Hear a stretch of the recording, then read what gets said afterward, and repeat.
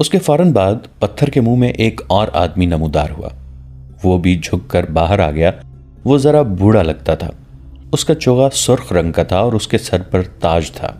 ایک سانپ جو مصنوعی تھا اس کے دائیں کندھے پر کنڈلی مارے اور پھن پھیلائے بیٹھا تھا اور ایک بائیں کندھے پر۔ دونوں سانپوں کے رنگ سیاہ تھے۔ ارارا پر ایسا روب طاری ہوا کہ وہ سن ہو کے کھڑی رہی۔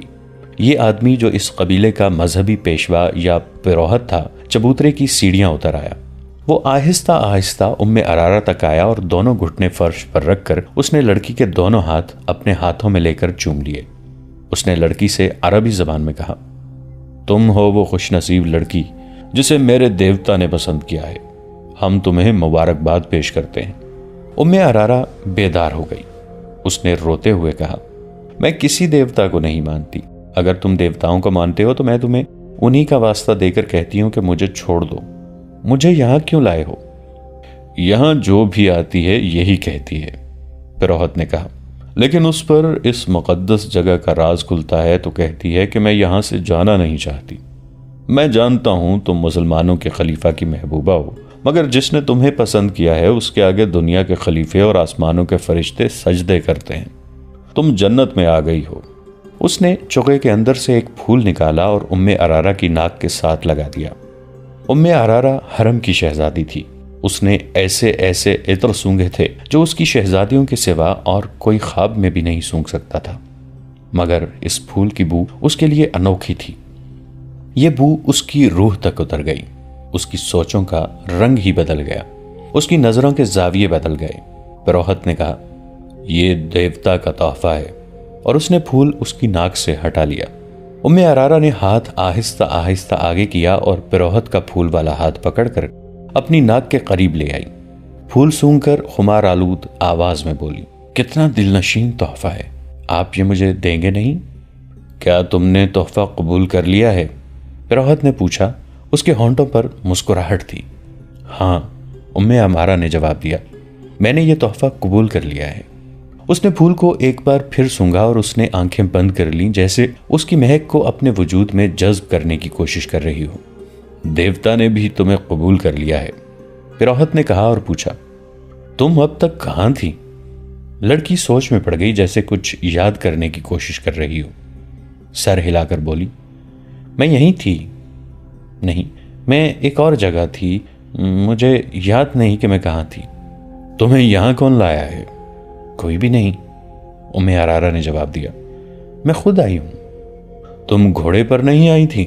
نہیں، لڑکی نے جواب دیا، میں اڑتی ہوئی آئی ہوں۔ کیا راستے میں صحرا اور پہاڑ اور جنگل اور ویرانے نہیں تھے؟ نہیں تو، لڑکی نے بچوں کی سی شوخی سے جواب دیا، ہر طرف سبزہ زار اور پھول تھے۔ تمہاری آنکھوں پر کسی نے پٹی نہیں باندھی تھی؟ پٹی؟ نہیں تو، لڑکی نے جواب دیا، میری آنکھیں تو کھلی ہوئی تھیں اور میں نے رنگ برنگے پرندے دیکھے تھے، پیارے پیارے پرندے۔ پروہت نے اپنی زبان میں بلند آواز سے کچھ کہا۔ ارارا کے عقب سے 4 لڑکیاں آئیں۔ انہوں نے اس کے کپڑے اتار دیے۔ وہ مادرزاد ننگی ہو گئی۔ اس نے مسکرا کر پوچھا، دیوتا مجھے اس حالت میں پسند کریں گے؟ پروہت نے کہا، نہیں، تمہیں دیوتا کے پسند کے کپڑے پہنائے جائیں گے۔ لڑکیوں نے اس کے کندھوں پر چادر سی ڈال دی جو اتنی چوڑی تھی کہ کندھوں سے پاؤں تک اس کا جسم مستور ہو گیا۔ اس چادر کے کناروں پر رنگدار رسیوں کے ٹکڑے تھے۔ چادر آگے کر کے ان ٹکڑوں کو گانٹھیں دے دی گئی تھیں۔ چادر نہایت موزوں چوغا بن گئی۔ ارارا کے بال ریشم جیسے ملائم اور سیاہی مائل بھورے تھے۔ ایک لڑکی نے اس کے بالوں میں کنگھی کر کے اس کے شانوں پر پھیلا دیے۔ اس سے اس کا حسن اور زیادہ بڑھ گیا۔ پروہت نے اسے مسکرا کر دیکھا اور گھوم کر پتھر کے مہیب چہرے کی طرف چل پڑا۔ 2 لڑکیوں نے ارارا کے ہاتھ تھام لیے اور پروہت کے پیچھے پیچھے چل پڑی۔ ارارا شہزادیوں کی طرح چل پڑی۔ اس نے ادھر ادھر نہیں دیکھا کہ ماحول کیسا ہے۔ اس کی چال میں اور ہی شان تھی۔ عورتوں کا راگ اسے پہلے سے زیادہ طلسماتی اور پرسوز معلوم ہونے لگا۔ وہ پروہت کے پیچھے ہاتھ لڑکیوں کے ہاتھوں پر رکھے چبوترے کی سیڑھیاں چڑھنے لگی۔ پروہت پتھر کے پہاڑ جیسے چہرے کے منہ میں داخل ہو گیا۔ ارارا بھی 3 سیڑھیاں چڑھ کر پتھر کے منہ میں جھک کر داخل ہو گئی۔ دونوں لڑکیاں وہیں کھڑی تھیں۔ ارارا کا ہاتھ پروہت نے تھام لیا۔ منہ کی چھت اتنی اونچی تھی کہ وہ سیدھے چل رہے تھے۔ حلق میں پہنچے تو آگے سیڑھیاں تھیں، وہ سیڑھیاں اتر گئے۔ یہ ایک تہہ خانہ تھا جہاں قندیلیں روشن تھیں۔ اس کمرے میں بھی مہک تھی۔ یہ کمرہ کشادہ نہیں تھا، چھت اونچی نہیں تھی، اس کی دیواریں اور چھت درختوں سے، پتوں اور پھولوں سے ڈھکی ہوئی تھیں۔ فرش پر ملائم گھاس اور گھاس پر پھول تھے۔ ایک کونے میں خوشنما سراہی اور پیالے رکھے تھے۔ پروہت نے سراہی سے 2 پیالے بھرے، ایک ام ارارا کو دیا، دونوں نے پیالے ہونٹوں سے لگائے اور خالی کر دیے۔ دیوتا کب آئے گا؟ ام ارارا نے پوچھا۔ تم نے ابھی سے پہچانا نہیں؟ پروہت نے کہا۔ تمہارے سامنے کون کھڑا ہے؟ ام ارارا اس کے پاؤں میں بیٹھ گئی اور بولی، ہاں میں نے پہچان لیا ہے، تم وہ نہیں ہو جسے میں نے اوپر دیکھا تھا، تم نے مجھے قبول کر لیا ہے؟ ہاں، پروہت نے کہا، آج سے تم میری دلہن ہو۔ میں آپ کو اور کچھ نہیں بتا سکتا۔ میرے باپ نے مجھے بتایا تھا کہ پروہت لڑکی کو پھول سنگھاتا ہے جس کی خوشبو سے لڑکی کے ذہن سے نکل جاتا ہے کہ وہ کیا تھی، کہاں سے آئی ہے اور کس طرح لائی گئی ہے۔ وہ پروہت کی لونڈی بن جاتی ہے اور اسے دنیا کی گندی چیزیں بھی خوبصورت دکھائی دیتی ہیں۔ پروہت اسے 3 راتیں اپنے ساتھ تہہ خانے میں رکھتا ہے۔ یہ انکشاف ان 5 سوڈانی حبشیوں میں سے ایک نے علی بن سفیان کے سامنے کیا، جنہیں اس نے خلیفہ کے محافظ دستے میں سے نکالا تھا۔ یہ 5 اسی قبیلے میں سے تھے جس قبیلے کے وہ 4 تھے جنہوں نے ام ارارا کو اغوا کیا تھا۔ اپنے ساتھ لے جا کر علی بن سفیان نے ان 5 سے کہا تھا کہ چونکہ وہ اسی قبیلے کے ہیں جو تیسرے سال کے آخر میں جشن مناتا ہے اور وہ چھٹی پر جا رہے تھے، اس لیے انہیں معلوم ہوگا کہ لڑکی کس طرح اغوا ہوئی ہے۔ ان 5 نے کہا تھا کہ انہیں اغوا کا علم ہی نہیں۔ علی بن سفیان نے انہیں یہ لالچ بھی دیا کہ وہ سچ بتا دیں تو انہیں کوئی سزا نہیں دی جائے گی، پھر بھی وہ لا علمی کا اظہار کرتے رہے۔ یہ قبیلہ وحشیانہ مزاج اور خونخواری کی وجہ سے مشہور تھا، انہیں سزا کا ذرہ بھر ڈر نہ تھا۔ 5 بہت دلیری سے انکار کر رہے تھے۔ آخر علی بن سفیان کو وہ طریقے آزمانے پڑے جو پتھر کو بھی پگھلا دیتے ہیں۔ 5 کو الگ الگ کر کے علی بن سفیان انہیں اس جگہ لے گیا جہاں چیخیں اور آہ بکا کوئی نہیں سنتا تھا۔ مسلسل اذیت اور تشدد سے کوئی ملزم مر جائے تو کسی کو پرواہ نہیں ہوتی تھی۔ یہ 5 سوڈانی بڑے ہی سخت جان معلوم ہوتے تھے۔ وہ رات بھر اذیت سہتے رہے۔ علی بن سفیان رات بھر جاگتا رہا۔ آخر انہیں اس امتحان میں ڈالا گیا جو آخری حربہ سمجھا جاتا تھا۔ یہ تھا چکر، شکنجا، ریہٹ کی طرح چوڑے اور بہت بڑے پہیے پر ملزم کو الٹا لٹا کر ہاتھ رسیوں سے چکر کے ساتھ باندھ دیے جاتے تھے اور پاؤں ٹخنوں سے رسیاں ڈال کر فرش میں گاڑے ہوئے کیلوں سے کس دیے جاتے تھے۔ پہیے کو ذرا سا آگے چلایا جاتا تو ملزم کے بازو کندھے سے اور ٹانگیں کولہوں سے الگ ہونے لگتی تھیں۔ بعض اوقات ملزم کو کھینچ کر پہیے کو ایک جگہ روک لیا جاتا تھا۔ اذیت کا یہ طریقہ ملزموں کو بے ہوش کر دیتا تھا۔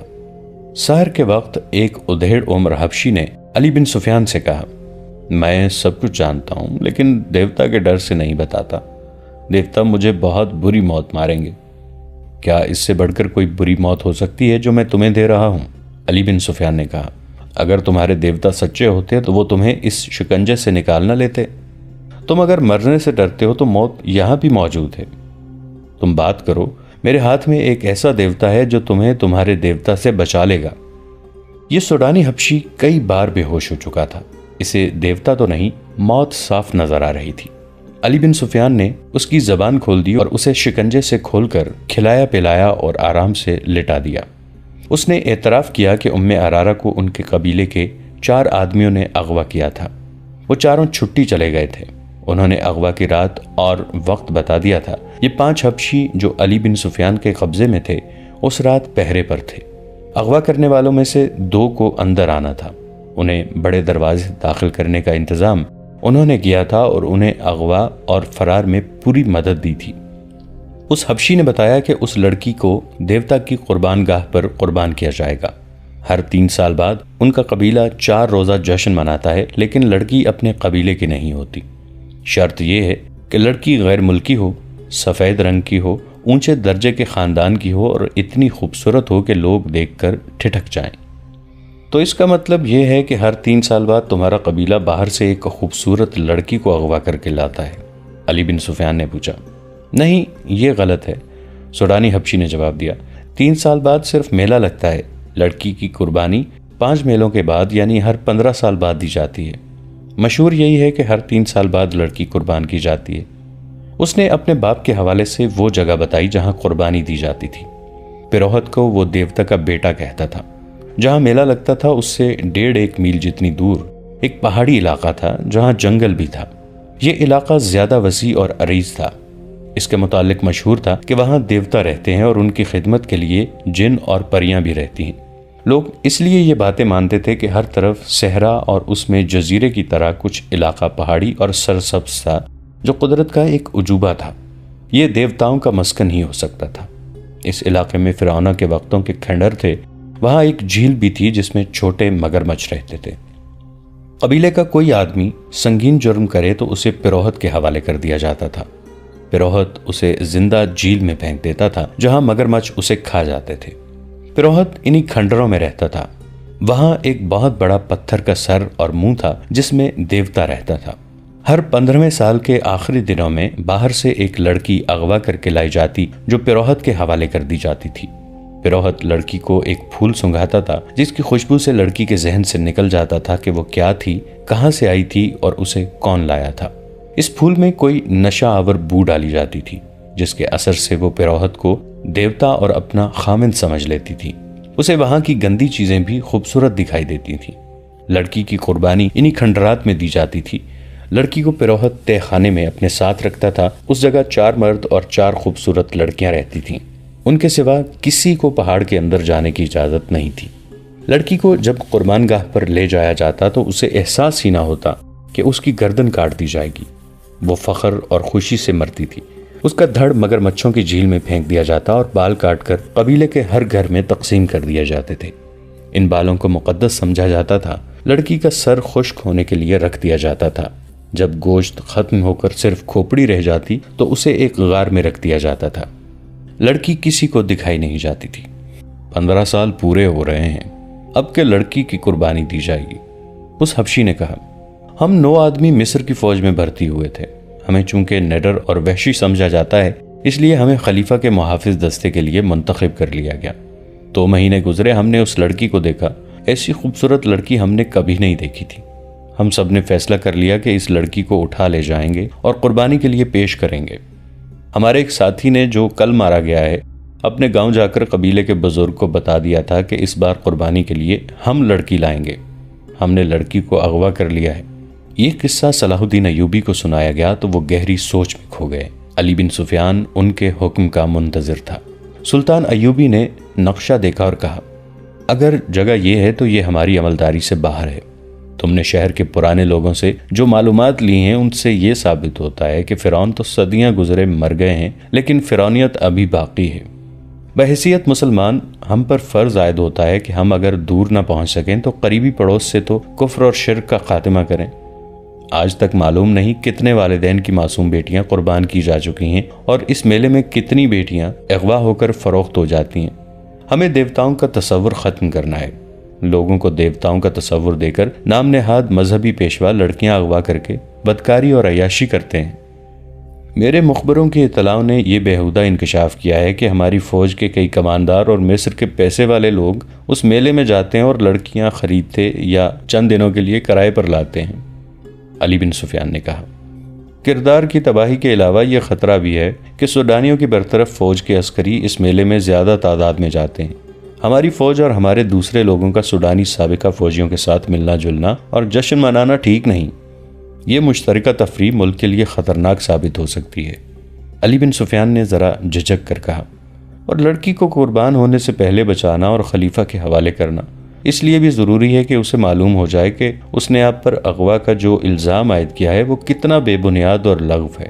مجھے اس کی کوئی پرواہ نہیں علی، سلطان ایوبی نے کہا۔ میری توجہ اپنی ذات پر نہیں، مجھے کوئی کتنا ہی حقیر کہے اسلام کی عظمت کے فروغ اور تحفظ کو نہیں بھول سکتا۔ میری ذات کچھ بھی نہیں، اور تم بھی یاد رکھو علی، اپنی ذات سے توجہ ہٹا کر سلطنت کے استحکام اور فلاح و بہبود پر توجہ مرکوز رکھو۔ اسلام کی عظمت کا امین خلیفہ ہوا کرتا تھا، مگر وقت گزرنے کے ساتھ ساتھ خلیفے اپنی ذات میں گم ہوتے گئے اور اپنے نفس کا شکار ہو گئے۔ اب ہماری خلافت اسلام کی بہت بڑی کمزوری بن گئی ہے۔ صلیبی ہماری اس کمزوری کو استعمال کر رہے ہیں۔ اگر تم کامیابی سے اپنے فرائض نبھانا چاہتے ہو تو اپنی ذات اور اپنے نفس سے دستبردار ہو جاؤ۔ خلیفہ نے مجھ پر جو الزام عائد کیا ہے اسے میں نے بڑی مشکل سے برداشت کیا ہے۔ میں اوچھے وار کا جواب دے سکتا تھا مگر میرا وار بھی اوچھا ہوتا، پھر میں ذاتی سیاست بازی میں الجھ جاتا۔ مجھے خطرہ یہی نظر آ رہا ہے کہ ملت اسلامیہ کسی دور میں جا کر اپنے ہی حکمرانوں کی ذاتی سیاست بازیوں، خود پسندی، نفس پرستی اور اقتدار کی ہوس کی نظر ہو جائے گی۔ گستاخی کی معافی چاہتا ہوں محترم امیر، علی بن سفیان نے کہا۔ اگر آپ اس لڑکی کو قربان ہونے سے بچانا چاہتے ہیں تو حکم صادر فرما دیجیے۔ وقت بہت تھوڑا ہے، پرسوں سے میلہ شروع ہو رہا ہے۔ فوج میں یہ حکم فوراً پہنچا دو کہ اس میلے میں کسی فوجی کو شریک ہونے کی اجازت نہیں۔ سلطان ایوبی نے نائب سالار کو بلا کر کہا، خلاف ورزی کرنے والے کو اس کے عہدے اور رتبے سے قطع نظر 50 کوڑے سر عام لگائے جائیں گے۔ اس حکم کے بعد اسکیم بننے لگی۔ متعلقہ حکام کو سلطان ایوبی نے بلا لیا تھا۔ انہوں نے سب سے کہا تھا کہ ہمارا مقصد یہ ہے کہ اس طلسم کو توڑنا ہے۔ یہ جگہ فرعونیت کی آخری نشانی معلوم ہوتی ہے۔ پہلے فوج کشی زیر بحث آئی جو اس وجہ سے خارج از بحث کر دی گئی کہ اس قبیلے کے لوگ اسے اپنے اوپر باقاعدہ حملہ سمجھیں گے۔ لڑائی ہوگی جس میں میلہ دیکھنے والے بے گناہ لوگ بھی مارے جائیں گے اور عورتوں اور بچوں کے مارے جانے کا خطرہ بھی ہے۔ یہ حل بھی پیش کیا گیا کہ اس سوڈانی حبشی کو رہنما کے طور پر ساتھ رکھا جائے اور اس جگہ چھاپا مار بھیجے جائیں جہاں لڑکی کو قربان کیا جائے گا۔ سلطان ایوبی نے حبشی کو ساتھ لے جانا پسند نہیں کیا کیونکہ دھوکے کا خطرہ تھا۔ اس وقت تک سلطان ایوبی کے حکم کے مطابق چھاپا ماروں اور شب خون مارنے والوں کا ایک دستہ تیار کیا جا چکا تھا۔ اسے مسلسل جنگی مشقوں سے تجربہ کار بنا دیا گیا تھا کہ وہ جانبازوں کا دستہ تھا جنہیں جذبے کے لحاظ سے اس قدر پختہ بنا دیا گیا تھا کہ وہ اس پر فخر محسوس کرنے لگے کہ انہیں جس مہم پر بھیجا جائے گا اس سے وہ زندہ واپس نہیں آئیں گے۔ نائب سالار الناصر اور علی بن سفیان کے مشوروں سے یہ طے ہوا کہ صرف 12 چھاپا مار اس پہاڑی جگہ کے اندر جائیں گے جہاں پروہت رہتا ہے اور لڑکی قربان کی جاتی ہے۔ حبشی کی دی ہوئی معلومات کے مطابق اس رات میلے میں زیادہ رونق ہوتی ہے کیونکہ وہ میلے کی آخری رات ہوتی ہے۔ قبیلے کے لوگوں کے سوا کسی اور کو معلوم نہیں ہوتا کہ لڑکی قربان کی جا رہی ہے۔ جسے معلوم ہوتا ہے وہ یہ نہیں بتاتا کہ قربان گاہ کہاں ہے۔ ان معلومات کی روشنی میں یہ طے کیا گیا کہ 500 سپاہی میلہ دیکھنے والوں کے بھیس میں تلواروں وغیرہ سے مسلح ہو کر اس رات میلے میں موجود ہوں گے۔ ان میں سے 200 کے پاس تیر کمان ہوں گے۔ اس زمانے میں ان ہتھیاروں پر پابندی نہیں تھی۔ چھاپا ماروں کے ذہنوں میں واضح تصور کی صورت میں وہ جگہ نقش کر دی جائے گی۔ وہ براہ راست حملہ نہیں کریں گے، چھاپا ماروں کی طرح پہاڑی علاقے میں داخل ہوں گے، پہرہ داروں کو خاموشی سے ختم کریں گے اور اصلی جگہ پہنچ کر اس وقت حملہ کریں گے جب لڑکی قربان گاہ میں لائی جائے گی۔ اس سے قبل حملے کا یہ نقصان ہو سکتا ہے کہ لڑکی کو تہہ خانے میں ہی غائب یا ختم کر دیا جائے گا۔ یہ معلوم ہو گیا تھا کہ قربانی آدھی رات کے وقت پورے چاند میں دی جاتی ہے۔ 500 سپاہیوں کو اس وقت سے پہلے قربان گاہ والی پہاڑیوں کے ارد گرد پہنچنا تھا۔ چھاپا ماروں کے لیے گھیرے میں آ جانے یا مہم ناکام ہونے کی صورت میں یہ ہدایت دی گئی کہ وہ فیتے والا ایک آتشی تیر اوپر کو چلائیں گے۔ اس تیر کا شعلہ دیکھ کر یہ 500 نفری حملہ کر دے گی۔ اسی وقت 12 جانباز منتخب کر لیے گئے اور اس فوج میں سے جو 2 سال پہلے نور الدین زنگی رحمۃ اللہ علیہ نے سلطان ایوبی کی مدد کے لیے بھیجی تھی، 500 ذہین اور بے خوف سپاہی، عہدیدار اور کماندار منتخب کر لیے گئے۔ دوستو، آج کے لیے اتنا ہی۔ اسی کہانی کی اگلی قسط کے ساتھ بہت جلد حاضر ہوں گے۔ نیچے کامنٹ سیکشن میں اپنی رائے کا اظہار ضرور کیجیے گا۔ ہمارے اس چینل کو سبسکرائب کر کے نیچے موجود بیل آئیکن کو بھی ضرور کلک کیجیے گا۔ اگلی ملاقات تک کے لیے ہمارا اور آپ کا اللہ نگہبان۔